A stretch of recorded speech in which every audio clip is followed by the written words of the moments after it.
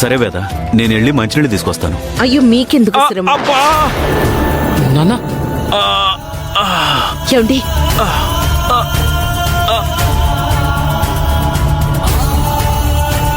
నాన్న ఏమైంది?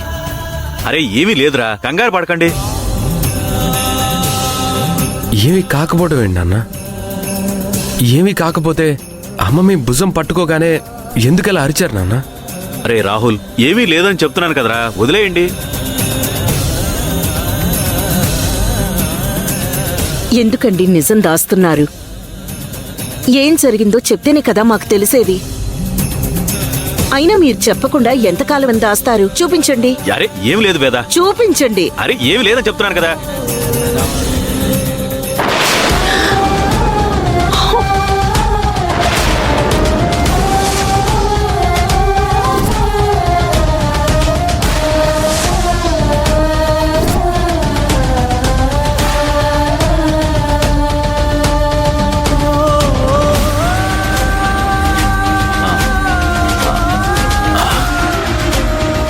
అయ్యో ఏంటండి ఇది? భుజమంతా ఇలా కమిలిపోయింది.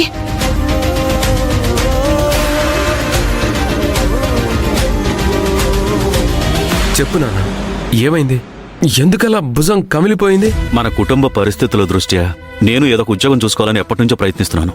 కానీ ఎక్కడా నాకు ఒక చిన్న ఉద్యోగం కూడా దొరకట్లేదురా.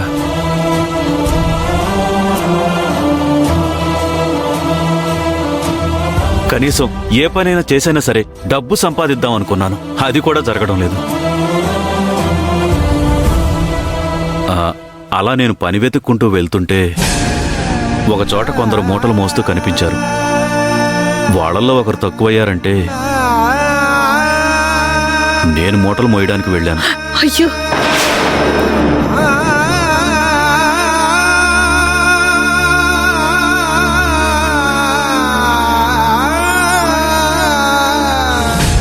మీరు మూటలు మోయడం ఏంటి నాన్న?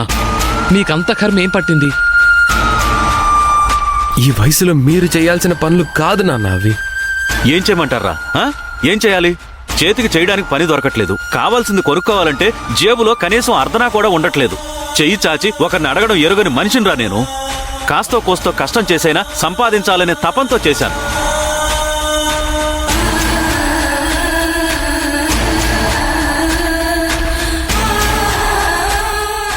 ఎందుకు నాన్న?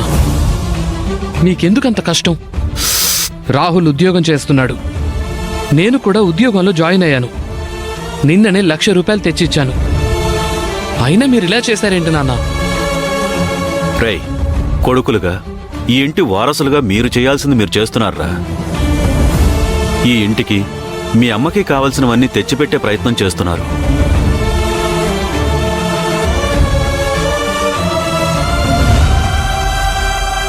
కానీ నాకు కూడా నా భార్యకి ఏదైనా కొనాలని తెచ్చిపెట్టాలని ఉంటుంది కదరా. అది మీరిచ్చే సొమ్ములతో నేను తేలేను. నా కష్టార్జితంతో తెస్తేనే నాకు తృప్తి.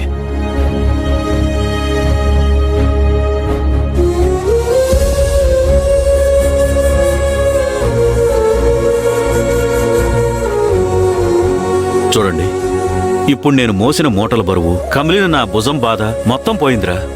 నేను సంపాదించిన కొంత డబ్బుతోనే మీ అమ్మ కోసం తెచ్చిపెట్టిన తనకిష్టమైన తినుబండారాలతో వచ్చిన సంతోషం రేయ్ నా బాధంతా పక్కకు తోసేసిందిరా.